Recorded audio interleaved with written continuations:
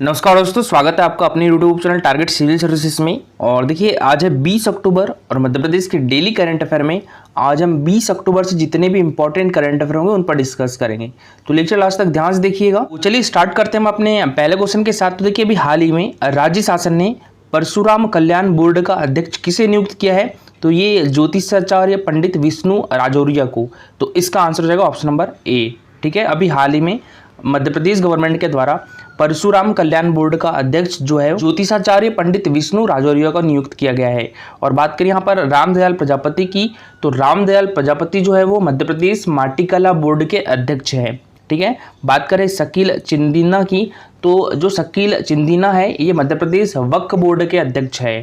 ठीक है, और बात करें जितेंद्र लिटोरिया की, तो जितेंद्र लिटोरिया मध्य प्रदेश खादी एवं ग्रामोद्योग बोर्ड के अध्यक्ष है। पर फिर से बता दूं, जितेंद्र लिटोरिया जो है वो मध्य प्रदेश खादी एवं ग्रामोद्योग बोर्ड के अध्यक्ष हैं। और शकील चिंदीना ये जो है ये मध्य प्रदेश वक्फ बोर्ड के अध्यक्ष है। रामदयाल प्रजापति जो है ये मध्य प्रदेश माटीकला बोर्ड के अध्यक्ष है। और अभी परशुराम कल्याण बोर्ड का अध्यक्ष किसे नियुक्त किया है? तो ये ज्योतिषाचार्य पंडित विष्णु राजौरिया को। तो देखिए राज्य शासन ने परशुराम कल्याण बोर्ड के गठन का निर्णय लिया है और भोपाल के ज्योतिषाचार्य पंडित विष्णु राजौरिया को इसका अध्यक्ष बनाया गया है। बोर्ड में 4 सदस्य बनाए गए हैं। और हमारा भगवान कामतानाथ परिक्रमा पथ कहाँ बनाया जा रहा है? तो ये चित्रकूट में बनाया जा रहा है। तो इसका आंसर हो जाएगा ऑप्शन नंबर ए। ठीक है, भगवान कामतानाथ परिक्रमा जो पथ है ये चित्रकूट में बनाया जा रहा है। और चित्रकूट हमारे मध्य प्रदेश के किस डिस्ट्रिक्ट में है? तो ये सतना डिस्ट्रिक्ट में है। ठीक है, चित्रकूट हमारे मध्य प्रदेश के सतना डिस्ट्रिक्ट में है और अपनी बॉर्डर जो है वो यूपी राज्य से शेयर करता है। और सतना डिस्ट्रिक्ट से अभी अलग होकर कौन सा जिला बना है? नया डिस्ट्रिक्ट बनाया गया है। और बात करें हम यहाँ पर चित्रकूट की, तो चित्रकूट किस नदी के किनारे पर है? तो ये मंदाकिनी नदी के किनारे पर है। चित्रकूट किस नदी के किनारे पर है? मंदाकिनी नदी के किनारे पर है। और राज्य सरकार के द्वारा इसे पवित्र नगर का भी दर्जा दिया गया है। चित्रकूट में सती अनुसुईया आश्रम भी है, भरतकूट भी यहाँ पर है, हनुमान धारा है, सीता कुंड है, रामघाट है, कामतगिरी जैसे धार्मिक स्थल है। और अब्दुल रहीम खान खाना की जो कर्मभूमि है वो भी कौन सी रही है? तो चित्रकूट ही रही है। ठीक है, अब्दुल रहीम खान खाना की कर्मभूमि भी चित्रकूट रही है। और जो तुलसीदास ने रामचरितमानस की रचना की थी तो अकबर के समय चित्रकूट में ही की थी इनके द्वारा। और बात करें ओरछा की, ओरछा हमारे मध्य प्रदेश के निवाड़ी डिस्ट्रिक्ट में है। निवाड़ी डिस्ट्रिक्ट किस जिले से अलग होकर बना था? तो टीकमगढ़ जिले से अलग होकर बना था। और जो ओरछा है वो किस नदी के किनारे पर है? तो बेतवा नदी के किनारे पर है। और 2020 में ओरछा में नमस्ते ओरछा महोत्सव का आयोजन भी किया गया था। और देखिए निवाड़ी डिस्ट्रिक्ट में ही एक लाडपुरा खास गांव है। ठीक है, लाडपुरा खास गांव का नाम याद रखिएगा। ओरछा में राजा राम मंदिर, चतुर्भुज मंदिर और कंचन घाट प्रसिद्ध पर्यटक स्थल है। और बात करें हम यहाँ पर मांडू की, तो मांडू किस डिस्ट्रिक्ट में है? तो ये धार डिस्ट्रिक्ट में है। मांडू धार डिस्ट्रिक्ट में है। और मांडू को ही आनंद की नगरी कहा जाता है, यानी सिटी ऑफ जॉय भी किसे कहा जाता है? तो ये मांडू को कहा जाता है। अच्छा, मांडू का पुराना नाम क्या था? तो सादियाबाद था। मोस्ट इंपॉर्टेंट है, याद रखिएगा। मांडू का पुराना नाम क्या था? सादियाबाद था। और मांडू में कौन कौन से महल है? एक तो असरफी महल है, जहाज महल भी है, हिंडोला महल भी है, बाज बहादुर का महल भी कहाँ पर है? तो ये मांडू में है। और रूपमती का महल भी कहाँ पर है? तो ये मांडू में ही है। तबेली महल भी मांडू में है। मांडू में जामा मस्जिद, होशंग शाह का मकबरा व नीलकंठ मंदिर स्थित है। और भगवान कामतानाथ परिक्रमा पथ कहाँ बनाया जा रहा है? तो ये चित्रकूट पे बनाया जा रहा है। तो देखिए मुख्यमंत्री शिवराज सिंह चौहान जी ने चित्रकूट में 31 करोड़ 53 लाख रुपए की लागत से भगवान कामतानाथ परिक्रमा पथ के विकास के लिए भूमि पूजन किया था। और यह परिक्रमा पथ रामचंद्र वनगमन पथ के तहत बनाया जा रहा है। और देखिए अभी हाल में इंदौर शहर की स्तुति जायसवाल ने रॉयल कॉमनवेल्थ सोसाइटी लंदन के द्वारा आयोजित क्वींस कॉमनवेल्थ निबंध प्रतियोगिता में कौन सा पदक जीता है? तो इनके द्वारा कांस्य पदक जीता गया है। ठीक है, तो इसका आंसर जाएगा ऑप्शन नंबर सी। वो देखिए रॉयल कॉमनवेल्थ सोसाइटी लंदन के द्वारा आयोजित क्वींस कॉमनवेल्थ निबंध प्रतियोगिता में अंतर्राष्ट्रीय स्तर पर इंदौर शहर की स्तुति जायसवाल को कांस्य पुरस्कार प्राप्त हुआ है। और निबंध का विषय डज योर वॉइस मैटर था। संस्था द्वारा 1883 से यह प्रतियोगिता आयोजित की जा रही है और दुनिया के 26,000 प्रतिभागियों ने इसमें भाग लिया था। नेक्स्ट क्वेश्चन है, देखिए जागेश्वरी माता लोक कहाँ बनाया जाएगा? तो ये चंदेरी में बनाया जाएगा। तो इसका आंसर हो जाएगा ऑप्शन नंबर सी। ठीक है, जो जागेश्वरी माता लोक है ये चंदेरी में बनाया जाएगा। बात करें चंदेरी की, तो चंदेरी हमारे मध्य प्रदेश के अशोकनगर डिस्ट्रिक्ट में है। कहाँ पर है? अशोकनगर में है। और देखिए यहाँ की जो चंदेरी की साड़ी है बहुत प्रसिद्ध है, तो इसको जीआई टैग भी प्राप्त हो चुका है। कब हुआ था? तो ये 2005 में हुआ था। ठीक है, चंदेरी की साड़ियों को जीआई टैग कब प्राप्त हुआ था? 2005 में हुआ था। और इसके बाद बाग प्रिंट को जीआई टैग कब प्राप्त हुआ था? तो ये 2008 में हुआ था। ठीक है, जो बाग प्रिंट है धार डिस्ट्रिक्ट का, इसको जीआई टैग कब प्राप्त हुआ था? 2008 में हुआ था। और चमड़े के खिलौने जो बनाते हैं इंदौर शहर में, चमड़े के खिलौने, इनको जीआई टैग कब प्राप्त हुआ था? वो भी 2008 में प्राप्त हुआ था। और 2008 में ही धातु शिल्प, ठीक है, जो कि बेल मेटल है, ये दतिया एवं टीकमगढ़ में प्रसिद्ध है धातु शिल्प, इनको भी जीआई टैग 2008 में प्राप्त हुआ था। और देखिए अभी 2023 का बता दूं मैं आपको, 2023 में हमारे मध्य प्रदेश के 9 उत्पादों को, कितने उत्पादों को? 9 उत्पादों को जीआई टैग प्राप्त हुआ है। कौन कौन से? तो देखिए सबसे पहले तो सुंदर राजा आम का नाम याद रखिएगा। सुंदर राजा आम जो है वो किस डिस्ट्रिक्ट से रिलेटेड है? रीवा डिस्ट्रिक्ट में। ठीक है, सुंदर राजा आम रीवा डिस्ट्रिक्ट में। और गजक, गजक जो है मुरैना डिस्ट्रिक्ट से संबंधित है, इसे भी अभी हाल ही में जीआई टैग प्राप्त हुआ है। और सरबती गेहूं सीहोर व विदिशा डिस्ट्रिक्ट में होता है। और गोंड पेंटिंग को भी इस बार जीआई टैग प्राप्त हुआ है। हस्तशिल्प निर्मित जो कालीन है जो कि ग्वालियर डिस्ट्रिक्ट से संबंधित है, तो इसे भी जीआई टैग प्राप्त हुआ है अभी हाल ही में। लौह शिल्प जो कि डिंडोरी डिस्ट्रिक्ट से रिलेटेड है, तो इसे भी जीआई टैग प्राप्त हुआ है। और पत्थर शिल्प जो कि जबलपुर डिस्ट्रिक्ट से संबंधित है, पत्थर शिल्प, तो इसे भी जीआई टैग मिला है। और जो हैंडलूम साड़ियाँ है कहाँ की? बालाघाट की, तो इसे भी हाल ही में जीआई टैग प्राप्त हुआ है। और एक बटिक प्रिंट्स उज्जैन से रिलेटेड है, तो इसे भी 2023 में जीआई टैग प्राप्त हुआ है। तो ये 9 उत्पादों का नाम याद रखिएगा। हमारे मध्य प्रदेश के 2023 में 9 उत्पादों को जीआई टैग प्राप्त किया है। और चंदेरी की साड़ियों को जीआई टैग कब प्राप्त हुआ था? तो ये 2005 में प्राप्त हुआ था। और पहली बार जो हमारे मध्य प्रदेश से किसी उत्पाद को जीआई टैग प्राप्त हुआ था तो वो चंदेरी की साड़ियों को ही हुआ था। ठीक है, और अभी जो जागेश्वरी माता लोक है ये भी कहाँ पर बनाया जा रहा है? तो चंदेरी में ही बनाया जा रहा है। तो एक बार फिर से बता दूं, महाकाल लोक उज्जैन में, श्री देवी महालोक सलकनपुर में, राम राजा लोक ओरछा में, रामपद गमन लोक चित्रकूट में, लेटे हनुमान मंदिर लोक छिंदवाड़ा में, रविदास मंदिर धाम सागर में, पीताम्बरा माई लोक दतिया में, शनि लोक ग्वालियर में, और नाग लोक जो है वो बड़वानी में, और एक भादवा माता लोक नीमच में, और जागेश्वरी माता लोक चंदेरी में। ठीक है, तो ये लोग प्रमुख याद रखिएगा। ये चंदेरी के ऐतिहासिक जागेश्वरी माता मंदिर में जागेश्वरी माता मंदिर लोक बनाया जाएगा। और 11वीं सदी में निर्मित इस मंदिर के बारे में मान्यता है कि यहाँ माता का जागृत रूप दिखाई देता है, इसलिए इस स्थल का नाम जागेश्वरी देवी मंदिर विख्यात है। और देखिए अभी हाल ही में मध्य प्रदेश के किस शहर में सांझी महोत्सव का आयोजन किया गया है? देखिए इसे उमा सांझी महोत्सव भी कहा जाता है। ठीक है, तो उमा सांझी महोत्सव का आयोजन कहाँ पर किया गया है? तो ये उज्जैन डिस्ट्रिक्ट में किया गया है। तो इसका आंसर हो जाएगा ऑप्शन नंबर बी।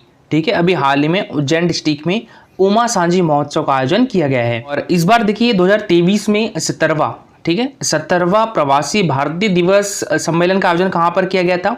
तो ये हमारे मध्य प्रदेश के इंदौर शहर में किया गया था। ठीक है, 17वां प्रवासी भारतीय दिवस सम्मेलन का आयोजन कहाँ पर किया गया था? तो ये इंदौर में किया गया था। और कब से कब तक किया गया था? तो ये 8 जनवरी से लेकर 10 जनवरी तक किया गया था। ठीक है, मोस्ट इंपॉर्टेंट है, याद रखिएगा। 17वां प्रवासी भारतीय दिवस सम्मेलन कहाँ पर किया गया था? तो ये इंदौर में किया गया था। 8 से 10 जनवरी तक किया गया था। और इस प्रवासी भारतीय दिवस सम्मेलन की थीम क्या थी? प्रवासी अमृतकाल में भारत की प्रगति के विश्वसनीय भागीदार। और इसमें मुख्य अतिथि कौन थे? तो ये गुयाना के राष्ट्रपति डॉक्टर मोहम्मद इरफान अली थे।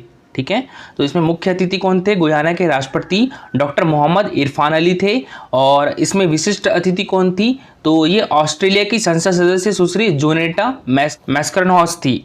ठीक है, और देखिए इंदौर में प्रवासी भारतीय सम्मेलन और ग्लोबल इन्वेस्टर समिट भी आयोजित किया गया था। तो इसके लिए एक थीम रखी गई थी, कौन सी? पधारो मारो घर। और इसके लिए इंदौर विकास प्राधिकरण के द्वारा अतिथि देवो भव ऐप भी लॉन्च किया गया था।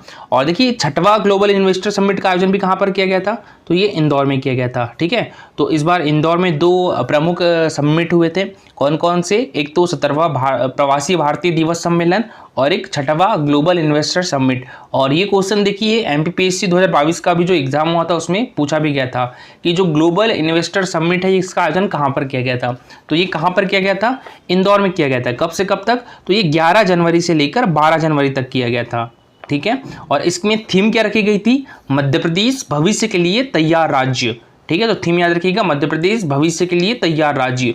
और ग्लोबल इन्वेस्टर समिट में कई विषयों पर 19 समानांतर सत्रों का आयोजन किया गया। और इंदौर के ब्रिलियंट कन्वेंशन सेंटर में इस समिट का आयोजन किया गया था। तो मोस्ट इंपॉर्टेंट है, याद रखिएगा। राष्ट्रीय खाद्य उत्सव 2023 का आयोजन कहां पर किया गया था? तो ये भोपाल में किया गया था। ठीक है, राष्ट्रीय खाद्य उत्सव 2023 का आयोजन भोपाल में किया गया था। कब से कब तक?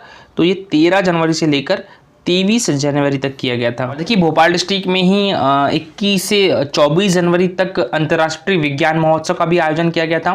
तो अंतर्राष्ट्रीय विज्ञान महोत्सव का आयोजन कहाँ पर किया गया था? तो ये भी भोपाल डिस्ट्रिक्ट में ही किया गया था। कब से कब तक? तो ये 21 जनवरी से लेकर 24 जनवरी तक किया गया था। ठीक है, और ये कौन सा अंतर्राष्ट्रीय विज्ञान महोत्सव था? तो ये 8वां अंतर्राष्ट्रीय विज्ञान महोत्सव था। तो याद रखिएगा, 8वां अंतर्राष्ट्रीय विज्ञान महोत्सव का आयोजन कहाँ पर किया गया था? तो ये भोपाल में किया गया था। और इसकी थीम क्या रखी गई थी? विज्ञान, प्रौद्योगिकी और नवाचार के साथ अमृत काल की ओर अग्रसर देश। और लोकरंग उत्सव का भी आयोजन भोपाल में ही किया जाता है। छिंदवाड़ा डिस्ट्रिक्ट में गोटमार मेले का आयोजन किया जाता है। तो गोटमार मेले का आयोजन कहाँ पर किया जाता है? छिंदवाड़ा डिस्ट्रिक्ट में किया जाता है। और देखिए, ग्वालियर जिले का भी नाम याद रखिएगा। ग्वालियर जिले में ईट राइट मिलेट्स मेले का आयोजन किया गया था। ठीक है, तो ईट राइट्स मिलेट मेले का आयोजन कहां पर किया गया था? तो ये ग्वालियर जिले में किया गया था। आपको पता है कि संयुक्त राष्ट्र महासभा ने वर्ष 2023 को अंतर्राष्ट्रीय मिलेट्स वर्ष घोषित किया है। ये भी एमपीपीएससी में क्वेश्चन पूछा जा चुका है। और मध्य प्रदेश का जो मंडला जिला है, तो इसे मिलेट फूड फेस्टिवल का आयोजन कब किया गया था? यहाँ पर मिलेट फूड फेस्टिवल का आयोजन 21 से 22 जनवरी तक किया गया था। तो ईट राइट मिलेट्स मेले का आयोजन ग्वालियर में हुआ था और मिलेट फूड फेस्टिवल का आयोजन मंडला डिस्ट्रिक्ट में हुआ था। ठीक है, और 2022 में मोटा अनाज के, यानी मिलेट को ही मोटा अनाज बोलते हैं, तो इसके उत्पादन को प्रोत्साहन देने के लिए हमारे मध्य प्रदेश को बेस्ट इमर्जिंग स्टेट का भी अवार्ड मिला है। और 2023 में ही जो 7वां अंतर्राष्ट्रीय धम्म सम्मेलन था, इसका आयोजन कहां पर किया गया था? तो ये भोपाल डिस्ट्रिक्ट में किया गया था। ठीक है, और इसका जो शुभारंभ है हमारे देश की राष्ट्रपति द्रौपदी मुर्मू ने किया था। तो 7वां अंतर्राष्ट्रीय धम्म सम्मेलन का आयोजन कहां पर किया गया था? तो ये भोपाल में किया गया था, मार्च में आयोजित किया गया था। ठीक है, और अंतर्राष्ट्रीय वन मेले का आयोजन भी कहां पर किया गया था? तो ये भोपाल में ही किया गया था। ये भी मोस्ट इंपॉर्टेंट है, अंतर्राष्ट्रीय वन मेले का आयोजन कहां पर किया गया था? तो ये भोपाल में किया गया था। और देखिए दोस्तों, कल का हमारा क्वेश्चन था, देखिए अभी हाल ही में मध्य प्रदेश सरकार के द्वारा राष्ट्रीय किशोर सम्मान 2022 से किसे सम्मानित किया गया है? तो ये श्री धर्मेंद्र को। तो इसका आंसर हो जाएगा option number A, Dharmendra actor है। तो इनको अभी हाल ही में हमारे मध्य प्रदेश गवर्नमेंट के द्वारा राष्ट्रीय किशोर कुमार सम्मान 2022 से सम्मानित किया गया है। और विवेक रंजन अग्निहोत्री को राष्ट्रीय किशोर कुमार सम्मान 2021 से सम्मानित किया गया था। अमिताभ भट्टाचार्य को 2020 का राष्ट्रीय किशोर कुमार सम्मान से सम्मानित किया गया था। और जो अशोक मिश्रा है, इनको 2019 का राष्ट्रीय किशोर कुमार सम्मान से सम्मानित किया गया था। ठीक है, तो 2019 का राष्ट्रीय किशोर कुमार सम्मान किसे मिला था? अशोक मिश्रा को। और 2020 का राष्ट्रीय किशोर कुमार सम्मान किसे मिला था? अमिताभ भट्टाचार्य को। 2021 का राष्ट्रीय किशोर कुमार सम्मान किसे मिला था? विवेक रंजन अग्निहोत्री को। और अभी हाल ही में 2022 का राष्ट्रीय किशोर कुमार सम्मान से किसे सम्मानित किया गया है? तो ये धर्मेंद्र को। ठीक है, और देखिए यहाँ पर एक चीज़ और याद रखिएगा, जो 2018 का राष्ट्रीय किशोर कुमार सम्मान है वो वहीदा रहमान को दिया गया था। ठीक है, किसे दिया गया था? वहीदा रहमान को दिया गया था। और इनको अभी हाल ही में दादा साहब फाल्के पुरस्कार से भी सम्मानित किया गया है। तो ये मोस्ट इंपॉर्टेंट है। ठीक है, वहीदा रहमान का नाम याद रखिएगा। इनको 2018 का राष्ट्रीय किशोर कुमार सम्मान से सम्मानित किया गया था। और अभी हाल ही में 2023 का इनको दादा साहब फाल्के पुरस्कार से भी सम्मानित किया गया है। और ये पुरस्कार किसके द्वारा दिया जाता है? तो ये मध्य प्रदेश सरकार के द्वारा दिया जाता है। और इसकी स्थापना कब की गई थी? तो ये 1997-98 में की गई थी। इसकी स्थापना 1997-98 में की गई थी। जब इसकी स्थापना की गई थी तब इसमें पुरस्कार राशि 2 लाख रुपए दी जाती थी। अब इसको बढ़ाकर कितने लाख रुपए कर दिए गए? तो अब इसको बढ़ाकर 5 लाख रुपए कर दिया गया है। ठीक है, तो इसकी पुरस्कार राशि भी याद रखिएगा, लता मंगेशकर पुरस्कार और राष्ट्रीय किशोर कुमार सम्मान जो पुरस्कार है, इसमें पुरस्कार राशि कितने रुपए दी जाती है? तो 5 लाख रुपए कर दी गई है। और ये किस क्षेत्र में दिया जाता है? तो फिल्म के क्षेत्र में निर्देशन, अभिनय, पटकथा और गीत लेखन के क्षेत्र में दिया जाता है। आज के लिए आपका क्वेश्चन है, हाल ही में मध्य प्रदेश सरकार के द्वारा राष्ट्रीय लता मंगेशकर पुरस्कार 2022 से किसे सम्मानित किया गया है? श्री धर्मेंद्र, श्री उत्तम सिंह, कुमार सानू या आनंद मिलिंद को? तो इसका आंसर पूरा डिटेल में लिख के दीजिएगा। और देखिए ये है हमारा Telegram channel target civil services. आप भी इस टेलीग्राम चैनल को ज्वाइन कर सकते हो। टेलीग्राम चैनल की लिंक आपको हमारे वीडियो के डिस्क्रिप्शन बॉक्स में मिल जाएगी। और दोस्तों आज के लिए इतना ही। लेक्चर अच्छा लगा हो तो लाइक और शेयर जरूर करिएगा। अगर आप इस चैनल पर नए हो तो सब्सक्राइब भी कर लीजिए। Thank you so much for watching this video.